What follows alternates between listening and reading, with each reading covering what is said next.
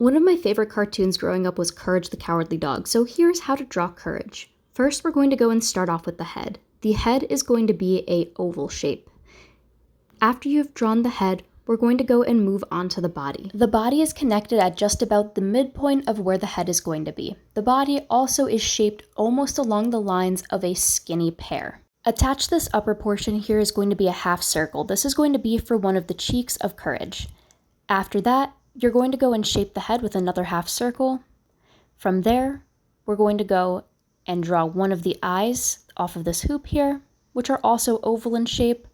Another eye as well too here, which isn't going to touch either the top circle or where his cheek is going to be. It should be just slightly floating. Now for where his mouth is going to be, going up to where his nose is. So there's this little tiny line that we're going to draw. Then we're going to draw a half circle off of there. That's going to be for one of his cheeks. Then we're going to draw a triangle for the nose and continue with another oval that is at the other edge of where that triangle is.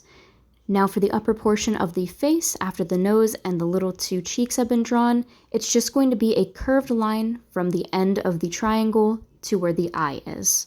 Now we're going to go and just round out the eyes a little bit more, and after the eyes have been fully rounded, we are going to go and draw the ears. The ears are two curved lines that come to a point, and then two other curved lines that come to a point as well to create a triangle, but we're going to make it a little bit more circular. Now after that one ear has been drawn, we're going to go and move over to the other one, do the same exact thing, draw two lines up, come to a point, draw that circular, almost triangle shape, and those are his ears. Now for some eyebrows, they're just two little lines that come down to a point, almost like a triangle, but it should be rounded. Then we're just going to go back to the body. We're going to extend it down a small amount more, make sure it's nice and round, and also give him a back that is slightly curved. Now I'm just erasing a couple of the lines, cleaning things up a little bit. And after I've erased those lines, I'm going to go back and start to draw some more of the features. Now we are going to go and draw his paws. His paws are so incredibly tiny and cute, and what they are two little lines and then three half circles. Now for his other foot, do the same exact thing, and after his other foot has been drawn, we're going to go and move on to his little hands. Now his little hands are the same exact thing as his little tiny feet, except they're going to be just slightly closer. You don't want to go fully to where the edges of his body are, you want these to be pretty centered. And we're going to make these just slightly smaller than his legs. Now for the markings on his back, we're going to draw two half circles, the bottom one should be just a little bit bigger. Then we're going to go and draw his tail, which is one line, three little points, and it goes back to his body.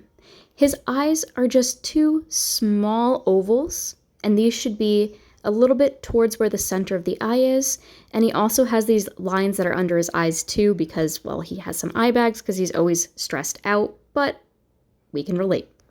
Now we're going to go and draw a couple of little dots. These are going to be for his whiskers. He has three little tiny dots, and then these little tiny whiskers that shoot off. Now what I'm going to do is I'm just going to go and erase some of these lines that are here to give myself a base that is going to make it easier to go and do some watercolor.